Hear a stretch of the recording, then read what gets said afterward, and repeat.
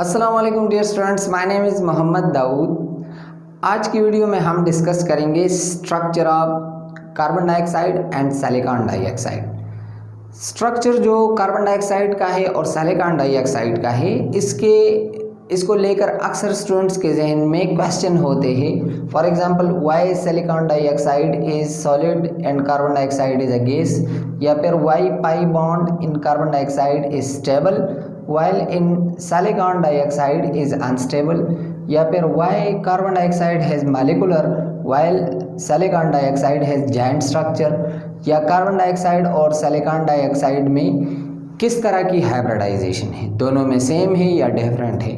अब ये इम्पोर्टेंट क्यों है? क्योंकि कार्बन और सिलिकॉन दोनों ग्रुप 14 एलिमेंट से ताल्लुक़ रखते हैं, दोनों के वैलेंसी इलेक्ट्रॉन भी सेम है, लेकिन दोनों के स्ट्रक्चर, इसकी ज्योमेट्री, इसके फिजिकल स्टेट, इनकी हाइब्रिडाइजेशन, सब चीज़ें एक दूसरे से डिफरेंट है। सो वीडियो को लास्ट तक देखिए, बहुत इंपॉर्टेंट टॉपिक है, चीज़ों को समझिए, गौर करें, और फिर भी अगर आपकी कोई क्वेश्चन हो तो कमेंट बॉक्स में हमारे साथ ज़रूर शेयर कीजिए। So let's start.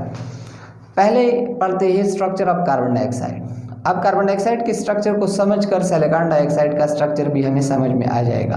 Carbon dioxide is a gas and have molecular structure in which the molecules are held together by weak London dispersion forces. ये गैस है, इसका स्ट्रक्चर कुछ इस तरह होता है, लीनियर होता है, 180 एंगल होता है। वैलेंशियल इलेक्ट्रॉन पेयर रिपल्जन थ्योरी में हमने ये चीज़ें डिस्कस की थी।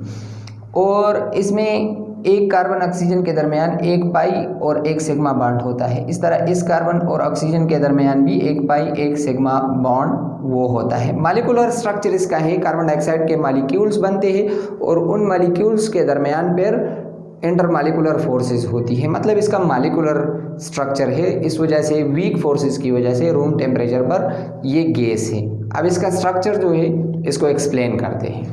अब देखिए, जिस तरह हमें पता है कि कार्बन की इलेक्ट्रॉनिक कन्फिगुरेशन जो है वो 2s2 2p2 है। वैलेंस शेल में इसके कितने इलेक्ट्रॉन हैं? 2s2 और 2p2, 4 इलेक्ट्रॉन हैं। वैलेंस इसकी 4 है। अब यहाँ पर आप देखें, हाइब्रिडाइजेशन में मैं डिटेल से नहीं जाऊँगा, लेकिन आपको सिर्फ चीज़ें रिकॉल करूँगा। हाइब्रिडाइजेशन का कॉन्सेप्ट इंपॉर्टेंट है, उसके लिंक को मैं डिस्क्रिप्शन में शेयर करता हूँ, उसको आप देखिए तो वो आपको समझ आ जाएगा। लेकिन यहाँ पर मैं सिर्फ आपको ये चीज़ें समझाऊँगा। तो यहाँ पर ये जो p का एम्प्टी ऑर्बिटल है और s के 2 इलेक्ट्रॉन, ये वाला ऑर्बिटल, ये मिक्सअप होके इसमें हाइब्रिडाइजेशन हो जाती है।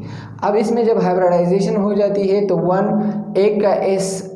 एक s और एक p मिक्सअप हो जाता है, जिसकी वजह से 2 ऑर्बिटल्स बनेंगे, एक sp और दूसरा sp। नाम इसका sp और sp होगा, क्योंकि एक s और एक p जो है वो कंबाइन हुआ है, तो 2 ही बनेंगे। एक और एक से 2 बनते हैं, sp और sp। ये 2 अनहाइब्रिडाइज रह गए। तो ये कार्बन जो है इसके पास अब 4 ऑर्बिटल्स हैं, 1 2, ये 2 अनहाइब्रिडाइज और 2 हाइब्रिडाइज। अब ऑक्सीजन की अगर हम बात करें, ऑक्सीजन की इलेक्ट्रॉनिक कन्फिगुरेशन है 2s2 2p4। ये p वाले जो है इसको मैंने यहाँ पर मेंशन किया हुआ है ऑक्सीजन का, यहाँ पर ये ऑक्सीजन का है, यहाँ पर मैंने मेंशन किया हुआ है। तो ये एक ऑक्सीजन है, ये दूसरा है, दरमियान में ये जो आपको दिख रहा है ये कार्बन है। अब ये कार्बन का sp जो ऑर्बिटल है वो एक ऑक्सीजन के अनपेयर इलेक्ट्रॉन के साथ, वो जो ऑर्बिटल में पड़ा हुआ है उसके साथ सिग्मा बॉन्ड बना लेता है, सिंगल बॉन्ड जो है वो बना लेता है। तो मतलब ये कार्बन है, एक ऑक्सीजन के साथ इसने सिंगल बॉन्ड बना लिया। सिमिलरली इस कार्बन का दूसरा sp जो है इसके साथ वो बॉन्ड बना लेता है दूसरे ऑक्सीजन के साथ, सिग्मा बॉन्ड, तो ये बन गया। अब क्या हो गया, कार्बन के पास 2 और भी ऑर्बिटल्स है जो हाफ फिल्ड है, उसमें भी इलेक्ट्रॉन है, और ऑक्सीजन के पास भी एक है। तो ये कार्बन का एक ऑर्बिटल जिसमें एक इलेक्ट्रॉन है वो एक ऑक्सीजन के अनपेयर इलेक्ट्रॉन के साथ वो कंबाइन होता है। एज ए रिजल्ट यहाँ पर वो पाई बॉन्ड बनता है। सिमिलरली इसका ये दूसरा जो अनपेयर इलेक्ट्रॉन है ये दूसरे ऑक्सीजन के साथ वो पाई बॉन्ड वो बना लेता है। तो इस तरह इसका वो स्ट्रक्चर बन जाता है लीनियर। यहाँ पर मैंने कुछ ऑर्बिटल डायग्राम भी वो शेयर किया है, इसको आप देखें। ये कार्बन है, इसके पास एक sp दूसरा sp, ये 2 p अनहाइब्रिडाइज है। ये ऑक्सीजन है, ये इसका p जो है एक sp के साथ बॉन्ड बना लेता है और दूसरे ऑक्सीजन का P जो है वो दूसरे कार्बन के sp के साथ वो बॉन्ड बना लेता है। अब इसका एक जो है ऑर्बिटल अब जिसमें इलेक्ट्रॉन वो मौजूद है, सिमिलरली इसका भी एक ऑर्बिटल रहता है जिसमें इलेक्ट्रॉन मौजूद है। तो ये कार्बन के साथ दो रहते हैं, तो एक है इसके साथ पाई और इसके साथ ये पाई बॉन्ड वो बना लेता है। तो इस तरह कार्बन डाइऑक्साइड जो है इसका स्ट्रक्चर जो है वो कुछ इस तरह होता है। इसमें sp हाइब्रिडाइजेशन होती है। अब बारी आती है सिलिकॉन डाइऑक्साइड की। अगर हम सिलिकॉन डाइऑक्साइड के स्ट्रक्चर को डिस्कस करें या इसको स्टडी करें तो इसका जो स्ट्रक्चर है वो जायंट कोवेलेंट स्ट्रक्चर है, in which the silicon atoms are bonded to 4 oxygen atoms covalently. अब ये क्यों इस तरह होता है इसको डिस्कस करते हैं। Each oxygen is bonded to 2 silicon atoms.